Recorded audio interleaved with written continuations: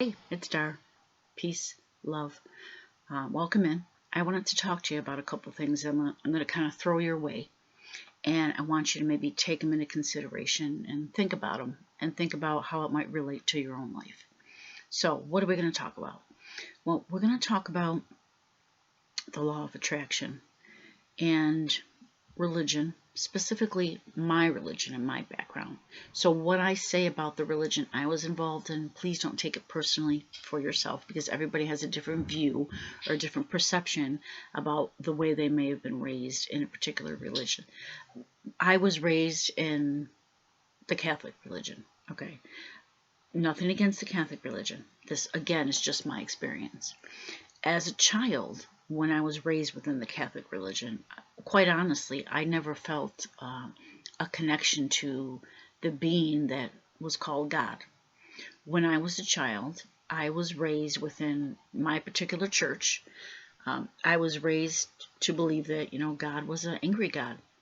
And that if you didn't attend church when you were supposed to, and if you didn't pray a certain way, or praise, or do certain follow certain laws within the church, that you would make your God angry.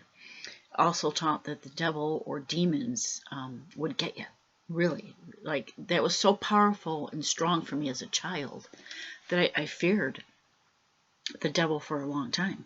And it doesn't help, of course, when you're 6 and your family takes you to the movies to see The Exorcist. And I don't know if anybody's ever seen that, but anybody in my age range will understand that movie. Anybody, younger may not have come across it, but the movie for its time was way ahead of itself as far as special effects. But it scared the living crap out of me. I was 6 years old. I mean, imagine this. Your parents go to the drive-in, and they've got young kids, and they think that the kids are all going to fall asleep until you get to the drive-in, and the movie comes on, and we're all glued to the screen. And my parents never really even paid attention that we were back there watching this movie that we never should have been watching. But needless to say, it scared the crap out of me, and it made me fear the devil for many years, even as an adult.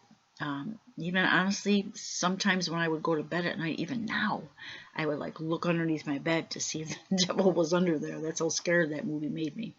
But again, it was a movie. But the reason I mention that is because I was always taught that you just praised and feared God. I never understood what a personal relationship was with God.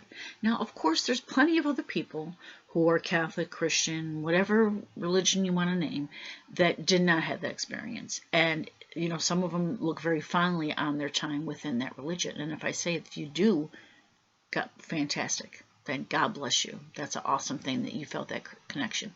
I didn't feel that connection. So I always had questions. Even as a young kid, I would look up in the sky and think, what are the stars up there for? Like, what else is up there besides me? I mean, it's a vast universe. There's got to be more. And I was a little kid when I would think these things, 9, 10, 11 years old. So I got older, and I was always curious. I've always been very curious. And as I became an adult and had my old children, I started to re-question again the relationship with God. Always being a believer of a higher power. I was always a believer of a higher power, but I didn't understand until really recently that the higher power runs through all of us. Okay, so now I'm fast forwarding a little bit. So here I was as a kid, young adult, thinking that, religion kind of made me feel like God was not a personal entity for me to, connect with. And I thought, well, okay, what else is there then? So I didn't go back to the Catholic Church ever once I became an adult. So then as I started to research things myself and question things myself, and I started to follow teachers and read books and understand different things through other people's eyes, I started to understand better that the higher power that I refer to as God, and everybody has a different name, and that doesn't matter. But the higher power, of course, I know always existed, but I understood now as an adult that there is a relationship with me and that higher power. And that now what I know, and I want you to consider, is that that higher power would not make me in its image and then just leave me to just kind of figure things out without any help at all. And as a kid, I thought that that's what it was, that you were kind of left to figure things out and then pray to this God that was outside of you and hope that he would answer you. Now what I understand is that God, that higher power runs through me. That higher power is me and is you and is all of us. And it runs through all of us. And it runs through all of us through a loving, positive energy. Okay, so consider this now.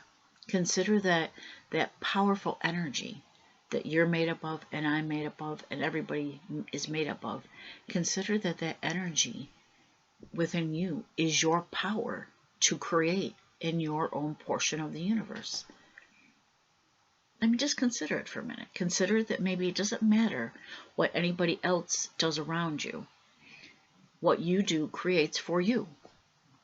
And that's what I've learned. I've learned that I am a powerful, divine being, as are you. And if you're not sure, if you don't understand that, consider a couple things. Consider your life and take a look at it. And look at what your beliefs are. And have your beliefs always proven themselves to be to you, bad or good? Well, the law of attraction, which like the law of gravity, is just a law. And it's there, and we all have to abide by it because it exists.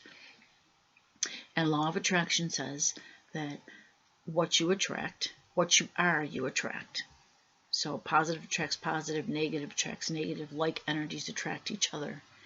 And if you have beliefs that certain things happen a certain way, and then that happens, that manifests for you, then to me, that proves to me that your beliefs, which are your thoughts and your emotions, are very powerful.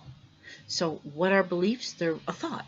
They're a thought you keep thinking. So as a child, you're taught certain things by the adults in your life, your teachers, your parents, your big brothers and sisters. You're taught certain things, and you grow to believe them, just like I was taught as a child to believe there was a devil, and that the devil, would get me. And, I can remember, experiencing some things that might be considered, supernatural, and thinking, oh wow, then that means it's real. Not really understanding that I was creating that. Now I know I don't want to lose you here because I don't want you to think, well, what are you talking about? That's crazy. Just consider some things. That what if everything that's happened to you in your life, you've created it? Not meaning to. In other words, I don't want to lose you. I don't want you to think that. I want you to consider, okay, that maybe you have more power than you think you do.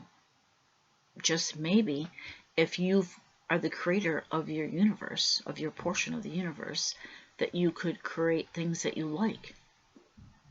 I mean, obviously, we have to accept the fact that if we're the creator of our own universe, that means we're the creator of the good and the bad. I've accepted that. Okay, and there are some things that I look at, and if I really wanted to get deep and thought about it, I would probably get mad at myself and think, oh yeah, I was thinking that, I was feeling that, so I could see how I created that. I don't go there. I recognize it, but I don't live in it. So I don't sit there and think about what happened 20 years ago. Well, I could have done something to change it. Don't do that to yourself. Whatever you do, do not do that to yourself. Don't go back in time and think about what happened before, because you're just creating that atmosphere right now, because your body doesn't know the difference. Your body doesn't understand 20 years ago from now. So if you sit down and start to play that movie in your mind of something that happened 20 years ago, your body doesn't know it's not happening. Your body, your cells react to that. That's how powerful you are. Your body will start to react to that. You'll start to literally cry and shake as if you're actually going through that event again. That's a really good example of how you create as a person. You ever sit down and watch a movie and you're not the character in the movie, but you're watching it. And as you're watching it, you're crying with the people in the movie, or you're angry with the character. Even though you know that that's not real, it's a movie, but you're having a reaction. And then all of a sudden, like, before you know it, you're, screaming at the screen because you don't like the villain in the movie. And your body doesn't know the difference. Your body reacts. You're telling your body to react. You're now angry because your body thinks you are in the middle of whatever is taking place. It's just a great example of how powerful you are, that you are a creator. All right, listen, we're going to get into it some other time. Things in other important books like Bibles and Kabbalahs, and how some of the information through history matches up with what I'm saying right now. So I just wanted to throw a little bit of crumbs to you for you to consider that you are the creator of your universe. You're a portion of the universe you have created. But that's good news. That's good news. That means if you're the creator of it, you can do what you want with it. You can make better things for yourself. Just consider it, please. A little bit of consideration, all right? All right, I love y'all. Peace, love, take care of yourself.